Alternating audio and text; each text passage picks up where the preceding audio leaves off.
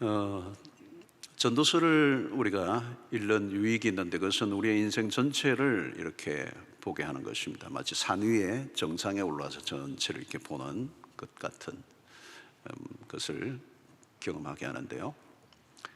이 전도서는 솔로몬이 노년에 지은 책으로 알려져 있습니다. 특별히 이 전도서 안에서는 이 죽음과 삶에 관한 얘기를 많이 하고 있습니다. 우리 한 사람의 인생을 분류한다면 사는 것과 죽는 것이겠죠. 자, 그런데 우리가 이 사는 것도 쉽지 않고 죽는 일도 쉬운 일이 아닙니다. 근데 자세히 보면 사는 것과 죽는 문제는 분리되어 있지 않습니다. 잘 살아야 잘 죽을 수 있습니다. 또 죽음의 문제가 해결되어야 잘 살 수 있습니다. 많은 사람들이 이 죽음의 문제에 대해서 생각하지 않으려고 합니다. 장례식장에 갔다가도 나올 때는 빨리 나와서 잊어버리고 싶어 합니다. 죽음에 대한 불안, 공포, 두려움이 있는 것이죠. 그러나 전도자는 이 죽음을 기억하게 합니다. 마치 메멘토 모리, 죽음을 기억하라, 당신도 죽는다 하는 것을 기억하게 하는, 죽음을 떠올리는 일은 매우 유익합니다. 자, 오늘 2절과 3절을 보면 반복되는 눈에 띄는 단어가 하나 있습니다. 일반이라. 2절을 보면 모든 사람에게 임하는 그 모든 것이 일반이라. 의인과 악인, 선한 자와 깨끗한 자와 깨끗하지 아니하는 자와 제사를 드리는 자와 제사를 드리지 아니하는 자에게 일어나는 일들이 모두 일반이라. 선인과 죄인, 맹세하는 자와 맹세하기를 무수하는 자가 일반이로다. 여기 무엇이 일반이라고 하는 것입니까? 죽음입니다. 모든 사람들의 끝은 같습니다. 마지막에 한 가지 이벤트가 있는데 그게 죽음이라는 것입니다. 모든 사람에게 종착지는 죽음이 기다리고 있습니다. 악인에게만 죽음이 있는 것이 아니라 선인, 깨끗한 자, 제사를 드리는 자도 예외가 아닙니다. 우리가 살아가는 날들 동안에 우여곡절이 있고 인생이 오르락 내리락 하지만 결국은 죽음으로 결론이 난다는 것입니다. 단 사람도 죽음 앞에서는 예외가 없습니다. 의로움과 악인인가 상관이 없습니다. 그 어떤 것도 죽음에 영향을 주지 못한다는 거예요. 세상에 살면서 우리는 좀 더 나은 선택권이 주어질 때가 있습니다. 그러나 죽음에는 다른 선택권이 없습니다. 우리는 삶이 불공평하다고 느낄 때가 있습니다. 그러나 불공평하지 않는 게 하나 있습니다. 죽음입니다. 모든 사람에게 주어진 몫이 죽음이다. 그래서 전도서를 읽다 보면 잔잔하게 흐르는 비관적인 정서가 흐릅니다. 죽음 앞에서 인간은 숙연해지죠. 인간의 모든 자랑이 무상해집니다. 그러므로 우리는 죽음을 인정하고 받아들여야 합니다. 그리고 이 끝을 생각하고 살아가는 사람들은 지혜롭다고 전도자는 말합니다. 사람들은 대개 노후만 걱정을 합니다. 그리고 죽음을 대비하지 않아요. 노후를 준비해야 되지만 노후도 잠깐입니다. 그래서 우리는 웰빙의 얘기를 한 적이 많지만 웰다잉이 더 중요하다. 웰다잉이 무엇일까? 죽음 이후와 연결이 됩니다. 왜냐하면 죽음은 끝이 아니기 때문에 그렇습니다. 자, 죽음의 한계를 가진 인간은 어떤 태도로 살아야 되는가? 자, 오늘 1절을 보면 이런 말씀이 있어요. 이 모든 것을 내가 마음에 두고 이 모든 것을 살펴본 적, 의인들이나 지혜자들이나 그들의 행위나 모두 다 하나님의 손 안에 있으니 사랑을 받을런지 미움을 받을런지 사람이 알지 못하는 것은 모두 그들의 미래의 일들임이니라. 여기 매우 중요한 것은 모두 다 하나님의 손 안에 있으니 그랬어요. 우리 인생에 일어나는 모든 것들은 하나님의 손에 있으니.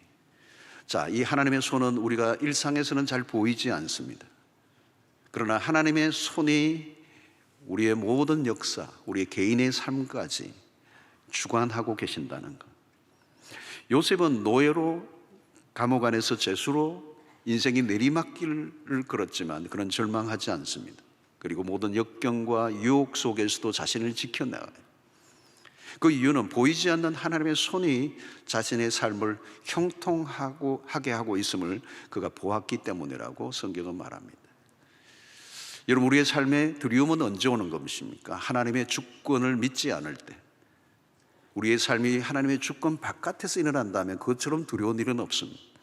그러나 하나님의 백성이 우리의 삶에 일어나는 모든 것이 하나님의 주권 안에서 일어난다고 믿는다면 그분은 선하시고 우리는 그분 안에 있음으로 인하여 어떤 일들 속에서도 두려워하지 않을 수가 있습니다. 사무엘상 23장 14절에 보니까 다윗이 광야에 요새에도 있었고 또 십광야 산골에도 머물렀으므로 사울이 매일 찾되 하나님이 그를 그의 손에 넘기지 아니하시니라. 사울은 다윗을 죽이기 위해서 안간 힘을 닷습니다. 군사 3,000명을 풀어서 주야로 다윗을 죽이기 위해서 찾아다녔습니다. 그런 무기도 있었고 전략도 있었고 군사도 있었습니다. 그러나 사울은 다윗을 죽일 수가 없었어요. 죽일 수 없는 단 한 가지 이유, 그것은 오늘 성경의 말씀에 의하면 하나님이 그를 그의 손에 넘기지 아니하셨기 때문이다. 하나님의 손. 그러니까 죽고 사는 것은 하나님의 손에 달려있다 하는 거예요. 사무엘상 2장 6절로 7절에 여호와는 죽이기도 하시고 살리기도 하시고 스올에 내리기도 하시고 거기에 올리기도 하시는도다. 여호와는 가난하게도 하시고 부하게도 하시며 낮추기도 하시고 높이기도 하시는도다 그랬어요. 여러분, 다윗은 시편 3편 6절에 이런 고백을 합니다. 천만인이 나를 애워싸 진친다 하여도 나는 두려워하지 아니하리이다. 이 다윗의 믿음의 고백입니다. 특별히 압살롬의 반역에 도망을 칠 때 자신을 치려고 하는 자들에 둘러싸여 있었지만 두려워하지 않는 이유는 여호와의 손이 함께 하시기 때문이라는 거죠. 여러분, 우리는 매 순간 죽음의 위협 아래 살고 있습니다. 우리는 다양한 죽음이 우리를 둘러싸고 있습니다. 그러나 우리는 하나님의 손길 가운데 살고 있습니다. 사고가 나거나 병이 들어 죽는 게 아니에요. 죽고 사는 것은 하나님의 수중에서 일어나는 일인 것입니다. 죽음은 하나님의 통제 아래에 있습니다. 지금 내가 살아있다는 것은 하나님이 살려주신 것입니다. 죽고 싶어도 우리 마음대로 못 죽어요. 생명은 우리 마음대로 할 수 있는 게 아닙니다. 생명의 주인은 하나님이십니다. 삶도 죽음도 하나님의 뜻 안에 있습니다. 우리는 우리의 내일을 알 수가 없어요. 오늘 살고 있는 것은 하나님의 경륜 속에, 하나님의 손길 속에 있다는 것. 우리는 오늘 이 12월 거의 끝자락에 지금까지 살아온 것은 우리의 재주와 우리의 능력과 우리가 우리 자신을 보호해서 살아온 것이 아니라 모든 것은 하나님의 은혜입니다. 신자는 주의 은혜로 삽니다. 주의 은혜로 내가 여기 있습니다. 우리가 그렇게 찬양한 것은 바로 이 믿음의 고백인 것이죠. 자, 4절에 보면 이런 말씀을 합니다. 모든 산자들 중에 들어있는 자에게는 누구나 소망이 있음은 산개가 죽은 사자보다 낫기 때문이라. 여러분, 산개가 죽은 사자보다 낫다, 이 비교를 통한 풍자입니다. 고대사에서 개는 오늘날의 반려견과 거리가 멉니다. 다윗이 골리앗을 향해 막대기를 들고 달려갈 때 골리앗이 다윗에게 말합니다. 너가 나를 개로 여기고 막대기를 들고 오느냐. 개를 천박하게 여겼던 문화 속에서 나온 얘기예요. 그런데 오늘 여기에 보면 산개가 죽은 사자보다 낫다는 것은 무엇을 의미합니까? 여러분, 산자가 죽은 자보다 나은 것은 산자는 자신이 죽을 줄 안다는 데 있습니다. 죽은 자는 이미 죽었기 때문에 아무것도 할 수가 없어요. 산자는 어떻게 죽어야 할 것인가에 대한 선택이 남아있다는 면에서 죽은 자보다 낫다. 여러분, 죽으면 모든 것이 끝이 납니다. 더 이상 할 일이 없어요. 죽으면 모든 것의 끝입니다. 상실입니다. 다윗이 바세바와의 관계에서 얻은 아이가 죽기 전에는 금식을 했습니다. 그러나 죽었다는 소식을 듣자 일어나 밥을 먹고 일상으로 돌아갑니다. 여러분, 우리는 어떤 가까운 사람이 죽을 때 그분에 대한 애도를 해야 합니다. 특히 가족의 죽음은 충격이죠. 그리고 충분한 애도를 해야 합니다. 가끔 장례식에 가면 그만 울어, 천국 가셨잖아. 아니에요, 여러분. 천국 가신 거는 가신 거고 헤어짐의 그 안타까움으로 인하여 나오는 눈물은 어쩔 수 없는 거예요. 여러분, 울고자 하는 감정은 자연스러운 것입니다. 가족의 죽음, 친구의 죽음, 이웃의 죽음 앞에 그 슬픔을 억제하면 안 되는 거죠. 충분하게 감정을 표현해야 돼요. 그것을 억압하면 안 돼요. 그러나 그 다음이 문제예요. 중요한 것은 울고 애도를 했다면 그 다음에 할 일은 현실로 돌아가라는 거죠. 어떤 분은 가까운 이의 죽음, 사건 이후 모든 게 멈추어져 버립니다. 자신의 삶이 없어져 버려요.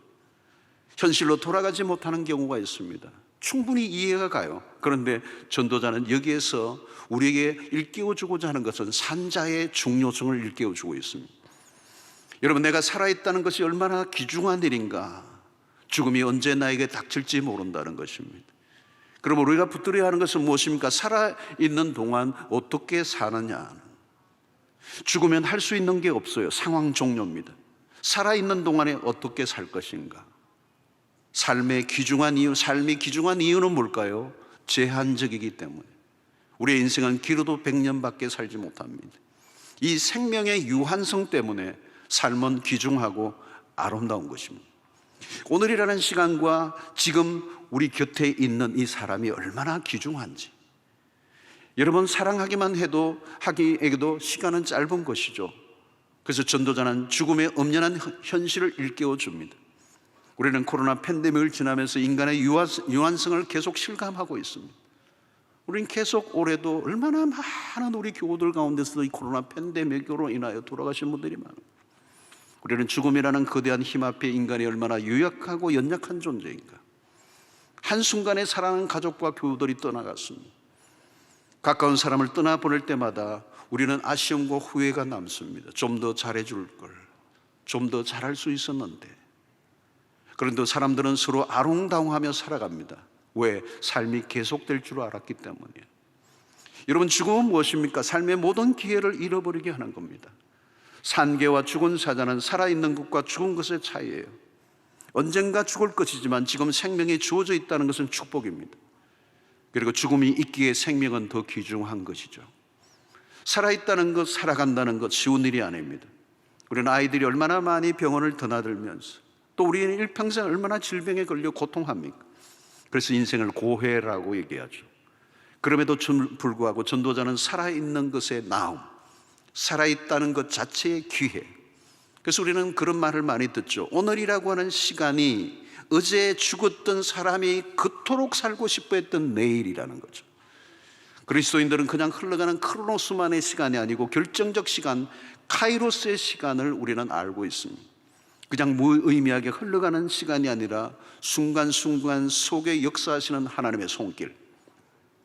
하나님이 아니면 우리의 시간은 덧없이 흘러갈 수밖에 없습니다. 그러나 하나님이 함께 하시면 우리의 오늘이라고 하는 삶은 의미가 있어진다.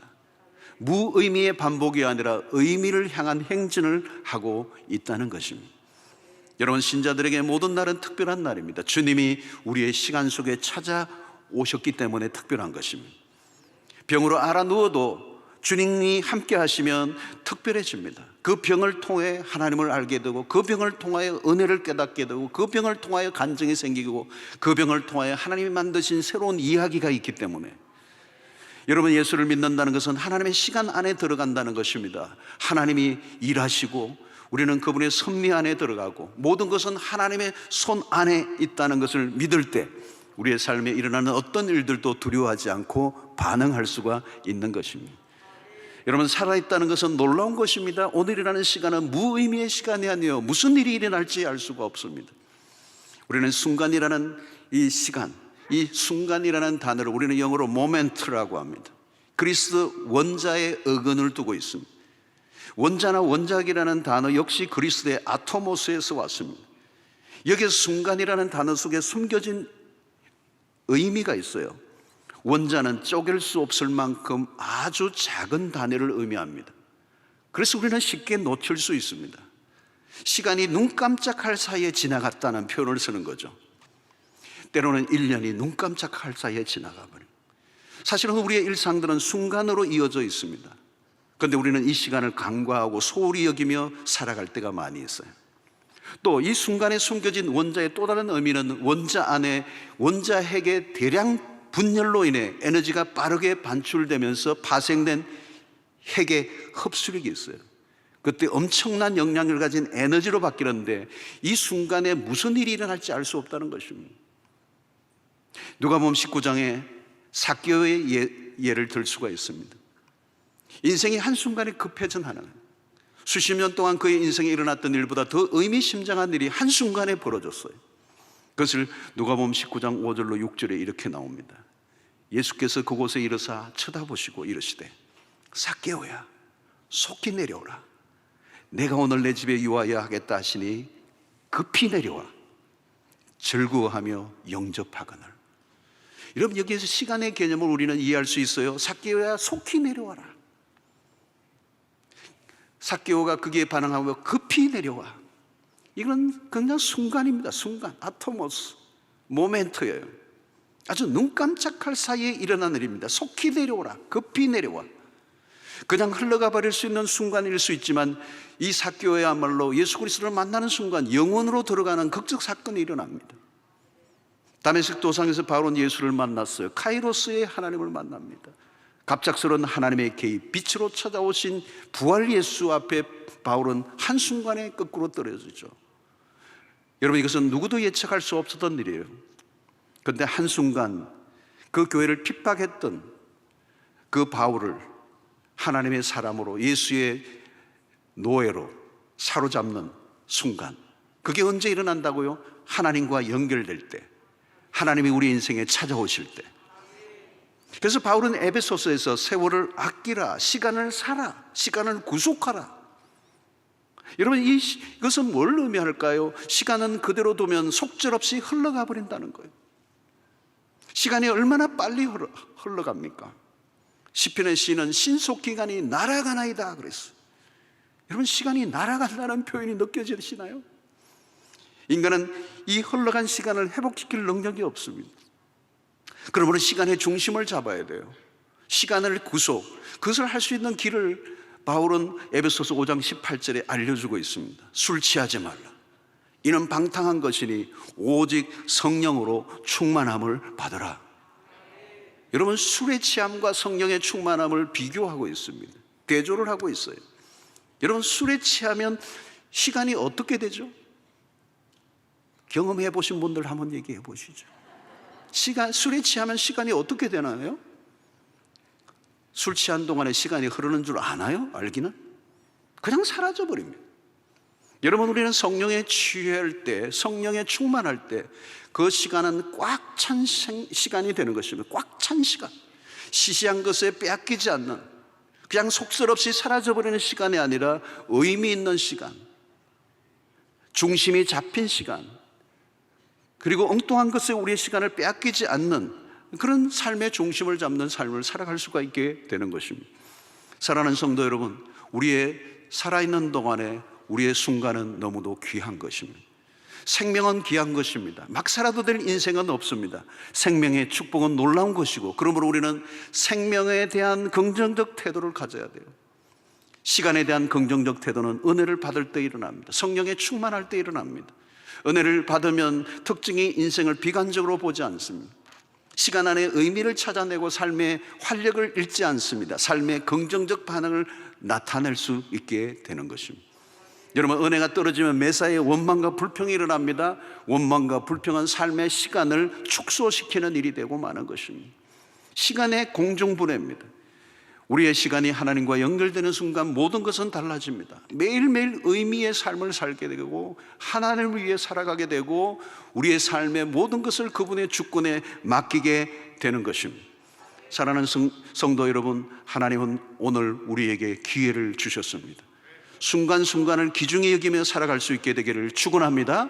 죽음이 있기 때문에 삶은 귀중한 것입니다. 그러므로 이 순간 오늘을 놓치지 말라는 것입니다.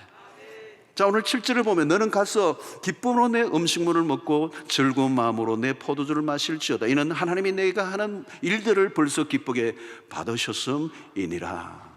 자, 이 7절부터는 분위기가 확 바뀌어요. 자, 그런데 이 7절은 전도서에서도 굉장히 중요한 구절 중에 하나입니다. 지혜자가 세상을 바라보는 방식이에요. 전도서가 전체적으로 인생의 허무함을 많이 강조합니다. 그러나 허무함으로 끝나지 않는다는 겁니다. 짧은 인생을 어떻게 살 것인가? 삶은 치열하고 예측 불허의 일들이 닥치지만 그 속에서도 의미를 찾으라는 것입니다. 언제든지 죽음이 올 수 있다는 것을 아는 사람은 오늘의 삶을 대하는 태도가 다를 수밖에 없습니다. 지금 살아있다는 것, 호흡하고 있다는 것에 감사해야 하는 것입니다. 허무와 절망에 빠져 허우적거리며 세월을 보내지 않아야 합니다. 인생을 보면 아름다운 것들이 얼마나 많습니까? 숨겨진 기쁨을 일상 속에 적극적으로 찾아내라는 것입니다. 여러분, 오늘 주어진 것에 최선을 다해 누리고 기뻐하는 삶을 살라고 전도자는 우리에게 말씀합니다. 여러분, 전도자가 모든 것이 다 허무하다고 결론을 내리지는 않아요. 세상은 슬픔도 있지만 기쁨도 있다는 것입니다. 그리스도인들은 하나님으로부터 오는 기쁨을 누려라고 말씀합니다. 그리고 지금 오늘 우리에게 주어진 순간은 하나님이 나에게 주신 선물이다. 그래서 7절을 여러분들 보시면 세 가지의 동사가 나와요. 하나는 가라, 두 번째는 먹어라, 세 번째는 마시라예요. 내일 무슨 일이 일어날지는 모릅니다. 지금 주어진 삶을 즐겨라. 기쁨으로 식물을 먹고 즐거운 마음으로 포도주를 마실지어다.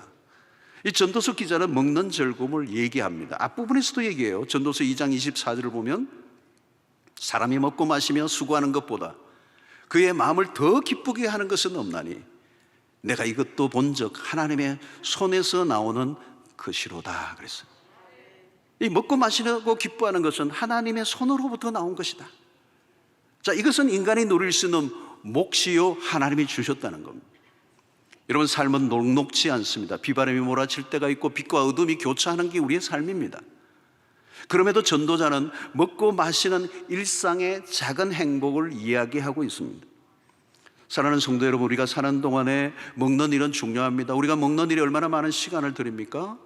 먹는 것을 빼면요 시간이 남아요. 제가 한 번씩 금식해 보면요 시간이 너무 많아요. 그러니까 이게 먹는 일에 엄청나게 우리가 에너지를 소비하고 시간을 들이는구나.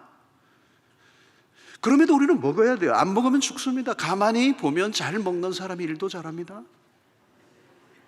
밥 한 그릇을 두고도 행복을 누리고 맛있게 먹으라는 거죠. 인조이 하라는 것입니다. 삶의 태도가 중요합니다. 삶의 태도가 먹는 것에서도 드러납니다. 우울한 사람은 입맛 밥맛도 없습니다. 먹어야 할 이유를 모릅니다. 한 끼 대충 때우지 마십시오. 대신 먹어야 이유가 있는 사람들, 예수를 믿고 난 이후부터 우리의 삶의 목적이 분명하고 살아야 할 이유가 분명해지면 먹는 것도 즐거운 일입니다. 여러분, 라면을 먹을 때라도 요리를 하든 먹으시기를 바랍니다. 멋진 그릇에 담아 드십시오. 절대 냄비채로 드지 마십시오. 깨어진 그릇에 담지 마십시오. 집에서 좋은 그릇을 꺼내 드십시오. 이왕이면 쪼그려 앉아 먹지 말고 식탁에서 어깨를 펴고 드십시오. 하루 한 끼를 그냥 보내지 말라는 거죠. 여러분, 너무 특별한 것을 찾지 마십시오. 기념일, 생일 너무 기대하고 그런 특별한 날, 특별한 것을 기대할수록 그날 기분이 잡칠 가능성이 많아요.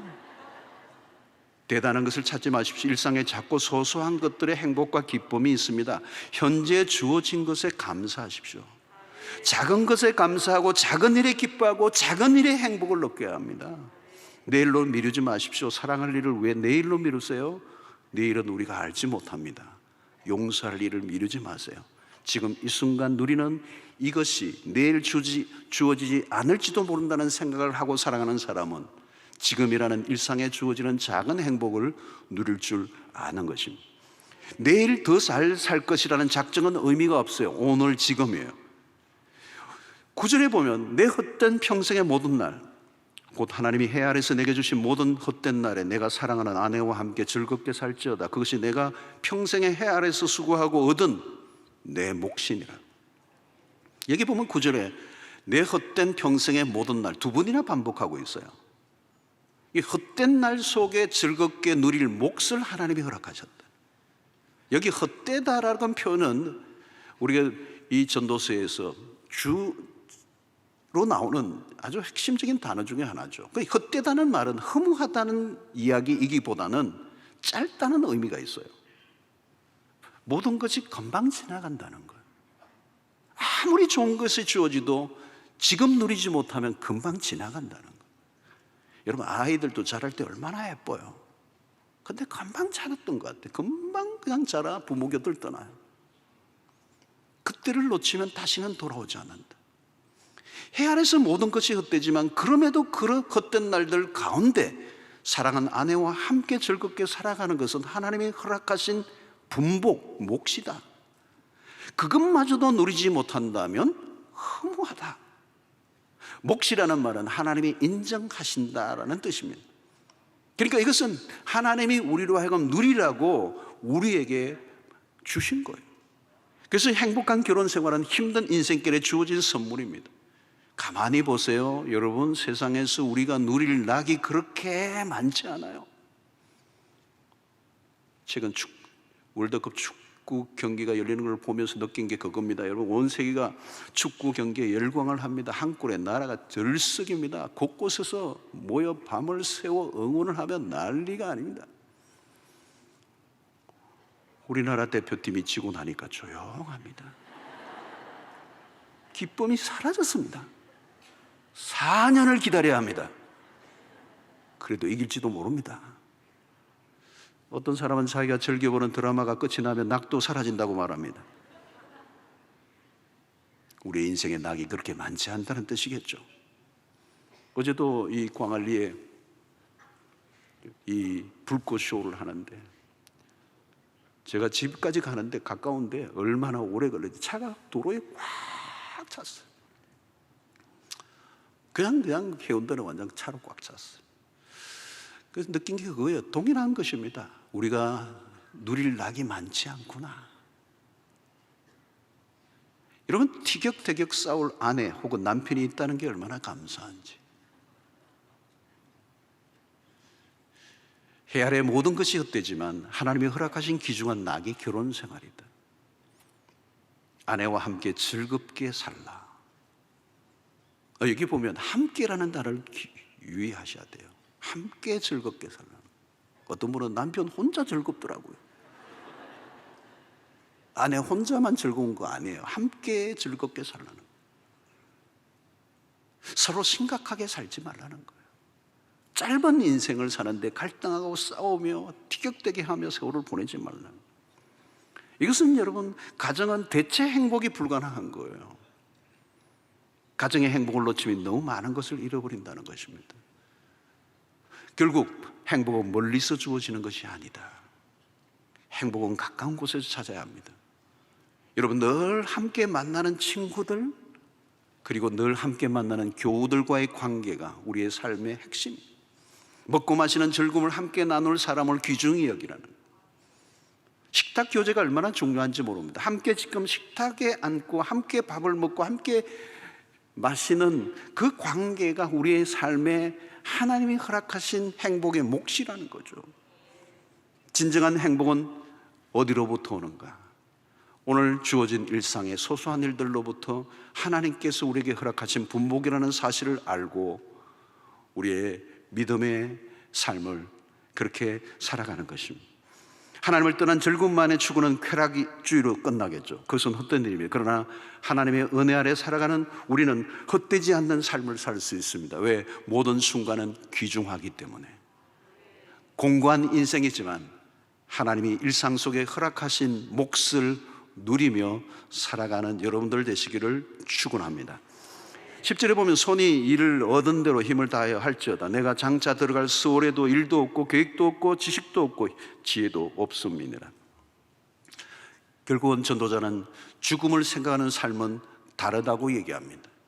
죽음을 준비하고 살아가는 삶. 어떻게 사느냐, 어떻게 죽느냐, 철학적인 질문이죠. 그런데 이 철학적인 질문은 사실은 노년에 해야 될 질문이 아니라 젊은 날에 해야 할 질문입니다. 전도서는 젊은 날에 필요한 책이에요. 솔로몬이 노년에 기록한 책이지만 다 산 이후에 살아보니 헛되더라라고 얘기했던 전도자의 이 고백은 젊은 날에 들어야 할 책이라고 하는 것입니다. 여러분, 젊은 날에는 질문이 많죠. 질문이 많다는 것은 고민이 많다는 것이고, 고민이 있다는 것은 좋은 일입니다. 노년이 되어 어떻게 죽느냐의 질문은 너무 늦은 질문입니다. 노년의 시기는 죽음 앞에 질문을 해야 할 때가 아니고 확신을 가져야 할 때입니다. 죽음은 생각보다 끔찍할 수 있습니다. 죽음은 폭군처럼 잔인하게 다가올 수 있습니다.